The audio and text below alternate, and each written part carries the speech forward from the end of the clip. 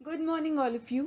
आज हम वसंत बाग 2 में संकलित आपकी जो पाठ्य पुस्तक है उसमें संकलित कहानी मिठाई वाला पढ़ेंगे और जिसके लेखक हैं भगवती प्रसाद वाजपेयी। इस कहानी का मूल भाव क्या है, इस कहानी के केंद्र में किन बातों को रखा गया है और मिठाई वाले से क्या अर्थ है, क्यों ये शीर्षक रखा गया है, इन सब की चर्चा और इन सब का विश्लेषण आज की क्लास में हम करेंगे। तो सबसे पहले कहानी का सार, कम शब्दों में कहानी को समझने का प्रयास करते हैं। मिठाई वाला कहानी जो है वो एक मार्मिक कहानी है, यानी दिल को छू जाने वाली करुणा भरी कहानी है। मिठाई वाला जो है वो व्यक्ति बच्चों में मिठाइयों के माध्यम से, खिलौनों के माध्यम से, अपनी बांसुरी बेचते हुए इन सब चीज़ों के माध्यम से वो बच्चों में खुशियाँ बांटता है और वो ये सब चीज़ें बच्चों को सस्ते दामों में देता है, जिससे सभी बच्चे जो हैं वो इतने प्रसन्न हो जाते हैं और तरह तरह की चीज़ें उससे खरीद लेते हैं। बच्चे जब मिठाई वाले से सस्ते दामों में जो चीज़ें खरीदी होती हैं उसे लेकर अपने माता पिता के पास जाते हैं, तो बच्चे जो हैं, उनके जो माता पिता हैं, वो किस प्रकार हैरान हो जाते हैं कि इतने सस्ते दामों में कौन दे रहा है ये सब चीज़ें। कई लोग तो उसे कोसते भी हैं, उन्हें लगता है कि वो उसे लूट रहा है, बच्चों को लूट रहा है और इसी बहाने वो सस्ते दामों में वो चीज़ें उन्हें दे रहा है। वास्तव में जो मिठाई वाला होता है वो अपनी जो हानि है उसको मिटाने के लिए वो खुद हानि पहुंचाकर, खुद सस्ते दामों में चीज़ें बेचकर बच्चों में खुशियां बांट रहा होता है। वो ऐसा क्यों कर रहा होता है? क्योंकि वो अपने बीवी और बच्चों को खो चुका होता है, इसीलिए वो उनकी चीज़ों की भरपाई कर कर बच्चों में खुशियाँ बांटकर उन्हें खुशी पहुँचाने के लिए वो सस्ते दामों में ये चीज़ें बेचता है। बच्चों की कमी उसे कभी महसूस नहीं होती। वो जब महसूस करता है, क्योंकि वो ये सब चीज़ें बेच रहा होता है तो बच्चों के इर्द गिर्द रहता है, तो इसीलिए वो उनमें अपने बच्चे की छवि देखता है। वो शहर में जब भी चीज़ें बेचने आता है तो वो क्या करता है, वो गा गा कर चीज़ों को बेचता है। कभी बंसी बजा कर भेजता है, तो कभी खिलौने खरीदते हुए बेचता है, मिठाई बेचता है, और इन सब चीज़ों को वो गा गा कर बेचता है, गाने गाता है, गीत गुनगुनाता है, उसी के माध्यम से वो इन सब चीज़ों को बेचता है। हर बच्चे में वो अपने बच्चे की छवि ढूंढता है, हर बच्चे को अपने बच्चे के माध्यम से या अपने बच्चे के प्रति जितना प्रेम होता है उसी तरह का प्रेम वो हर बच्चे के साथ करता है। तो चलिए अब हम कहानी को विस्तार पूर्वक पढ़ते हैं, एक्सप्लेनेशन पढ़ते हैं इसकी, और इसके साथ ही इसका भाव समझने का प्रयास करते हैं।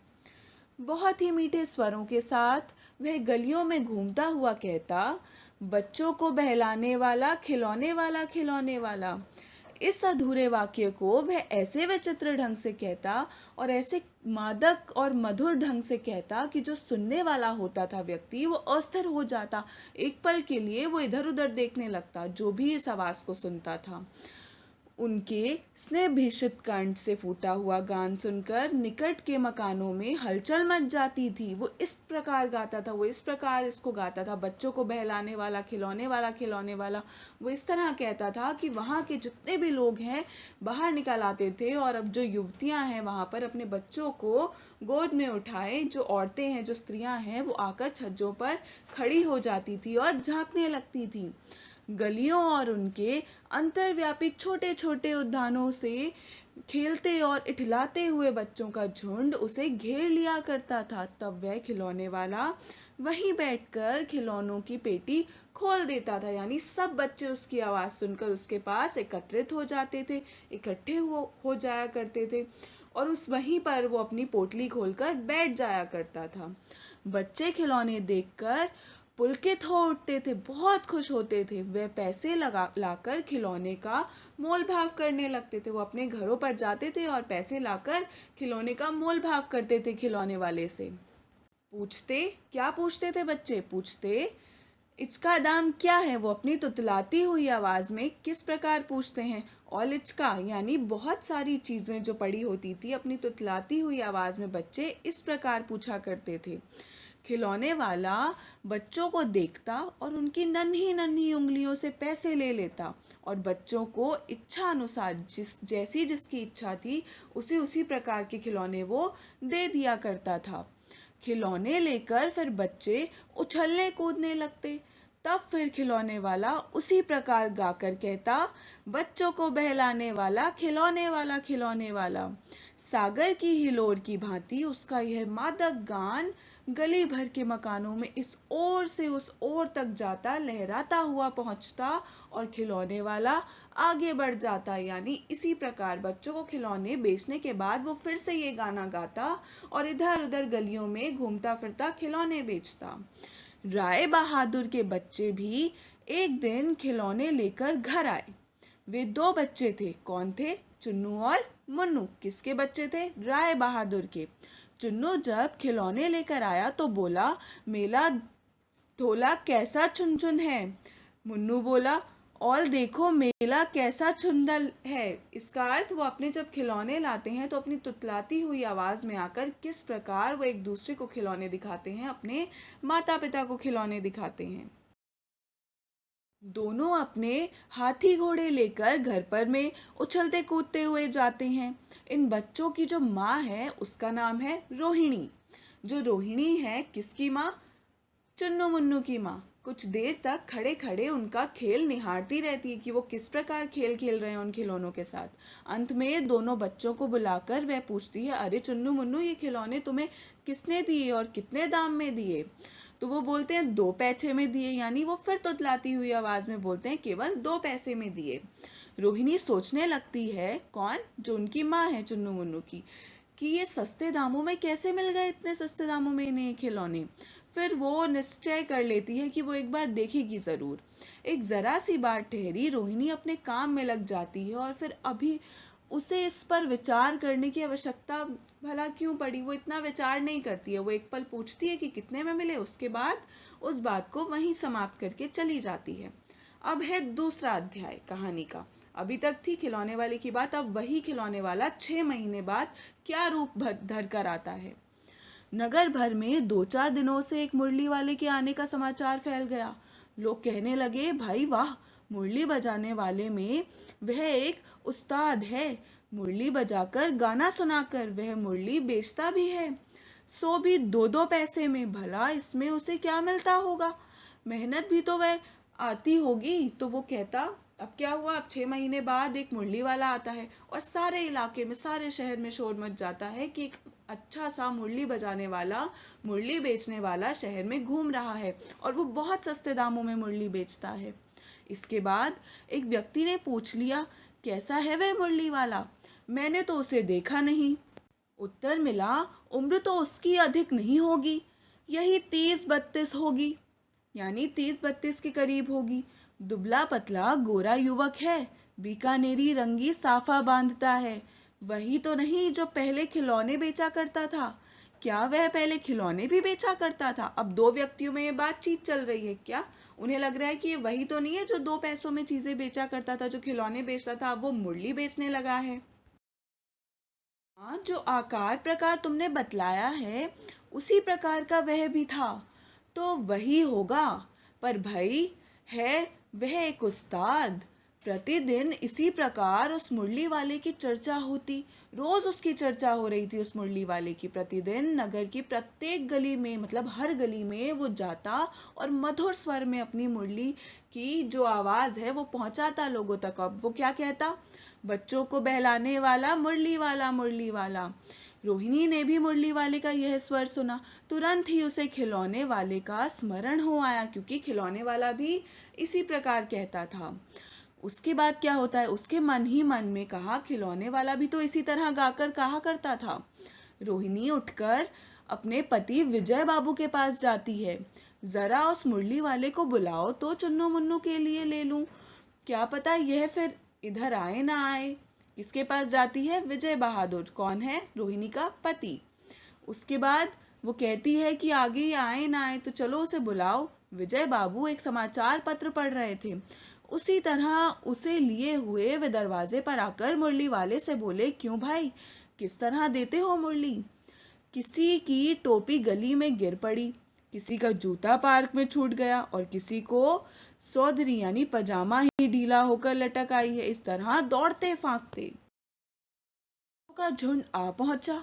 एक स्वर में सब बोल उठे, अब भी लेंदे मुरली और आम भी लेंगे मुरली। सब बच्चे कहते हैं फिर से अपनी तुतलाती हुई आवाज में कि हम भी लेंगे मुरली, हम भी लेंगे मुरली। मुरली वाला हर्ष गदगद हो उठता है, वो बहुत मुस्कुराता है, बहुत खुश हो जाता है। बोला, सबको देंगे भैया, लेकिन जरा रुको, ठहरो, एक एक को देंगे, देने दो। अभी इतनी जल्दी हम कहीं नहीं लौटे, थोड़ी ही देर जाएंगे, थोड़ी देर रुकेंगे और फिर जाएंगे। वो ऐसा बोलता है बच्चों से।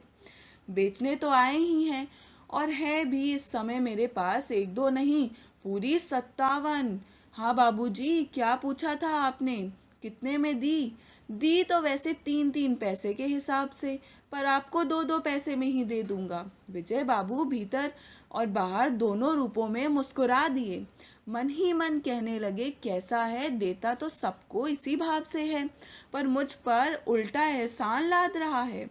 फिर बोले, तुम लोगों को झूठ बोलने की आदत होती है, देते होगे सभी को 2-2 पैसे में, पर एहसान का बोझा मेरे ही ऊपर लाद रहे हो।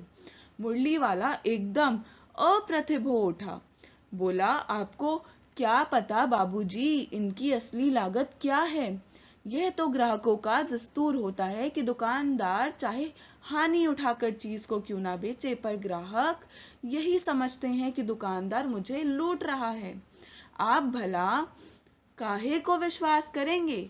लेकिन सच पूछिए तो बाबूजी, असली दाम तो 2 ही पैसा है। आप कहीं से 2 पैसे ये मुरली नहीं पा सकेंगे। मैंने तो पूरी 1000 बनवाई थी, तब मुझे इस भाव में पड़ी है।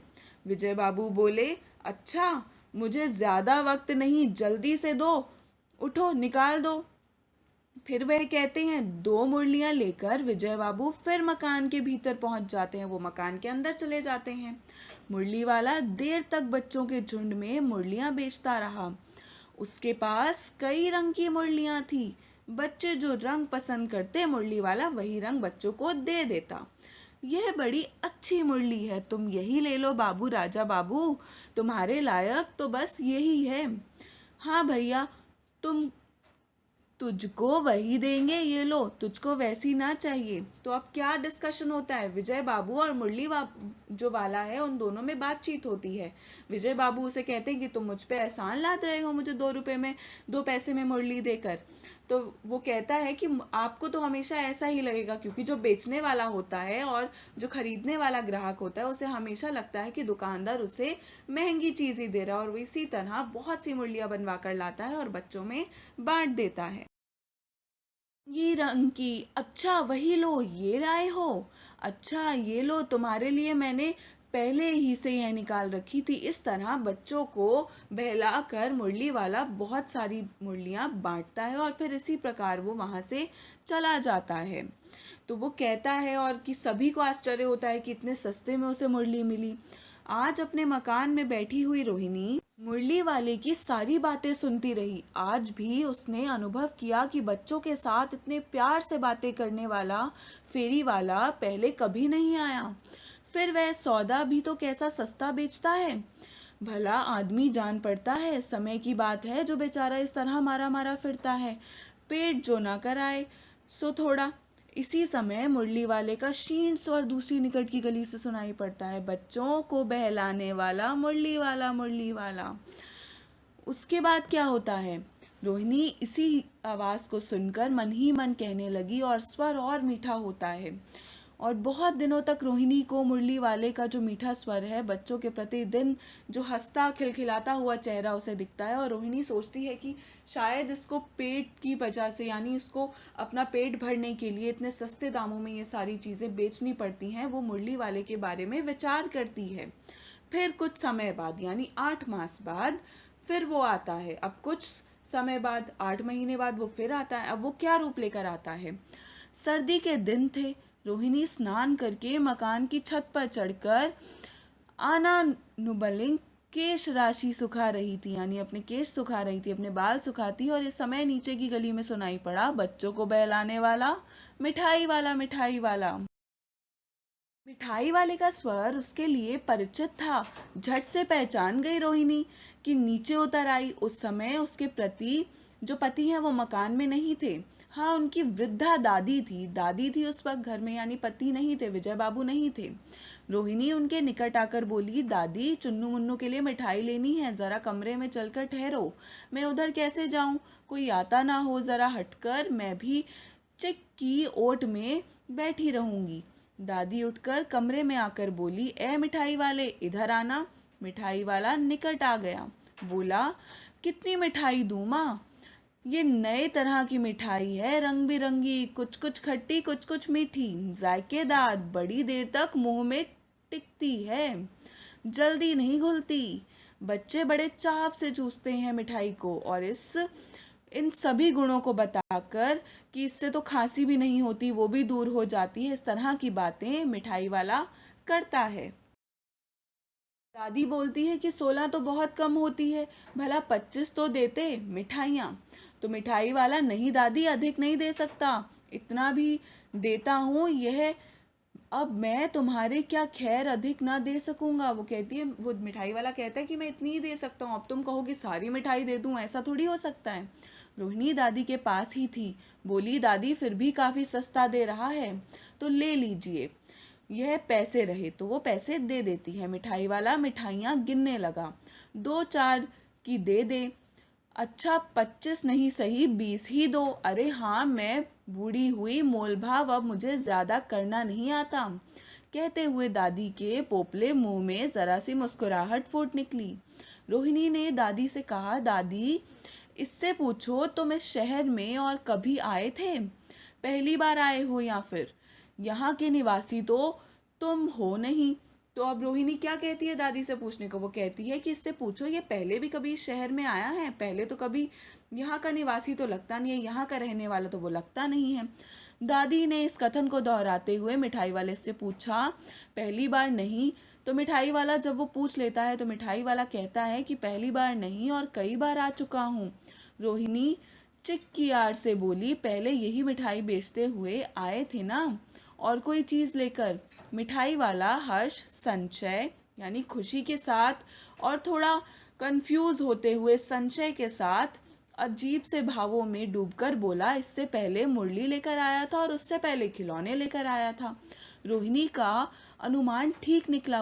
उसे लगा कि मैंने ठीक पहचाना है, ये वही खिलौने वाला और मिठाई वाला और मुरली वाला एक ही आदमी है। तो रोहिणी उससे पूछती है कि ये सारे काम करने से तुम्हें मिलता क्या है भला? वह बोला, मिलता भला क्या है, यही खाने भर को मिल जाता है, जितना खाने को चाहिए इन सब चीज़ों को बेचकर मिल जाता है। कभी भी नहीं मिलता। हाँ, संतोष, धीरज, कभी कभी असीम सुख ज़रूर मिलता है। वो कहता है मिठाई वाला कि मुझे बहुत सुख मिलता है जब मैं बच्चों को ये सारी चीज़ें देखता हूँ, मैं बच्चों को चहचहाते हुए देखता हूँ। व्यर्थ की बातों की चर्चा करूँ, अब जाने दें। वो कहता है मेरे पास समय नहीं, अब मुझे जाने दें। उसके बाद जब इतना बताया है तो और भी बता दो, तुम्हारा हर्ज नहीं होगा, मैं मिठाई ले लूँगी। तो रोहिणी उससे और बातें पूछती है। वो पूछती है कि जब इतना बता ही दिया है तो और भी बातें बता दो, तुम्हारा जो टाइम का हर्जा हो रहा है, मैं तुमसे और मिठाई ले लूँगी। मिठाई वाला थोड़ा गंभीर हो जाता है और वो सोचता है। उसके साथ वो कहता है, मैं अभी भी अपने नगर का एक प्रतिष्ठित आदमी हूँ। वो कहता है, अभी भी मेरा नाम बहुत ज़्यादा है अपने नगर में, जहाँ का मैं रहने वाला हूँ। मकान, व्यवसाय, गाड़ी घोड़े, नौकर चाकर, सभी कुछ है मेरे पास। यानी देखिए कि मिठाई वाला, खिलौने वाला और मुरली वाला जो एक ही आदमी है, उसके पास ये सब कुछ है। ये वो सब बातें रोहिणी को बता रहा है। फिर वो बताता है कि स्त्री थी, छोटे छोटे 2 बच्चे भी थे, मेरे वह सोने का संसार था। वो कहता है कि मेरी एक स्त्री थी, मेरी एक पत्नी थी, मेरे छोटे से बच्चे थे, वो मेरा सारा संसार था, वही मेरी दुनिया थी। बाहर संपत्ति का वैभव था, भीतर सांसारिक सुख था। स्त्री सुंदरी थी, वो बहुत सुंदर थी, मेरा प्राण थी वो, मेरी जान थी वो। बच्चे ऐसे सुंदर थे जैसे सोने के सजीव खिलौने हों। कि जैसे खिलौने के समान जो सजीव हैं, जो जीवित खिलौने होते हैं, उस प्रकार बच्चे भी अत्यंत सुंदर थे। उनकी अटखेलियाँ के मारे घर में कोलाहल मचा रहता था, वो इतना खेल कूद करते थे। समय की गति, विधाता की लीला, अब कोई नहीं है। दादी प्राण निकाले नहीं निकले, इसीलिए अपने उन बच्चों को खोज में, उनके बच्चों की खोज में निकला हूँ। यह सब अंत में होंगे तो यही कहीं, आखिर कहीं ना कहीं जन्मे ही होंगे। उस तरह रहता हूँ घुल मिलकर मरता, इस तरह सुख संतोष के साथ मरूंगा। इस तरह के जीवन में कभी कभी अपने उन बच्चों की एक झलक भी मुझे मिल जाती है। ऐसा जान पड़ता है जैसे वे इन्हीं में उछल कूद कर कर हंस खेल रहे होंगे। पैसे की कमी थोड़े ही है, आपकी दया से पैसे तो काफ़ी हैं। जो नहीं है वो ये है कि मेरे पास बच्चों का प्रेम नहीं है, बच्चों का वो सुख नहीं था। जब इसीलिए मैं बच्चों के साथ मिलकर, बच्चों को ये चीज़ें बेचकर अपने बच्चों की छवि उनमें देख लेता हूँ, उनमें उछल कूद अपने बच्चों का देख लेता हूँ और खुश हो जाया करता हूँ। ये सारी बातें रोहिणी सुन रही होती है और उसकी आंखों से आंसू आ जाते हैं। उसी वक्त चुन्नू मुन्नू आते हैं और क्या होता है, रोहिणी उनसे लिपट जाती है, उन्हें अपने आंचल में दबा लेती है। अम्मा मिठाई, चुन्नू मुन्नू कहते हैं। उसके बाद यह कहकर तत्काल कागज़ की 2 पुड़िया मिठाइयों से भरी मिठाई वाले ने चुन्नू मुन्नू को दी। उसके बाद जब अपनी कहानी कह देता है, चुन्नू मुन्नू आते हैं और रोहिणी उन्हें लपेट लेती है अपने आंचल में। तो जो मिठाई वाला है चुन्नू मुन्नू को तत्काल फटाफट से मिठाई उनको दे देता है। रोहिणी ने भीतर से पैसे फेंक दिए, उसे लाकर दिए और मिठाई वाले ने पेटी उठाई और कहा, अब इस बार ये पैसे ना लूँगा। दादी बोली, अरे अरे नाना, अपने पैसे लिए जा भाई। तब तक आगे फिर सुनाई पड़ा उसी प्रकार मादक मधुर स्वर में, बच्चों को बहलाने वाला मिठाई वाला, मिठाई वाला। देखा कि इस पाठ का शीर्षक मिठाई वाला क्यों है, कि किस प्रकार जिस व्यक्ति के पास कितनी सारी धन संपत्ति है, लेकिन वो अपने बच्चों और अपनी बीवी की मृत्यु हो जाने के बाद, उन्हें खो देने के बाद, वो किस प्रकार बाकी बच्चों में खुशियां ढूंढता फिरता है। कभी मिठाई वाला बन के, कभी मुरली वाला, तो कभी क्या बनता है, खिलौने वाला। इन सबका किरदार निभाकर वो बच्चों में खुशियाँ बांटता है, सस्ते दामों में उन्हें देता है और अपने बच्चों की झलक उनमें देखता है और इसी प्रकार गुनगुनाते हुए वो चला जाता है। तो अंत में बच्चों, आपको एक असाइनमेंट मिलेगा जो इस कहानी से संबंधित होगा और आपको वो कंप्लीट करना है। धन्यवाद।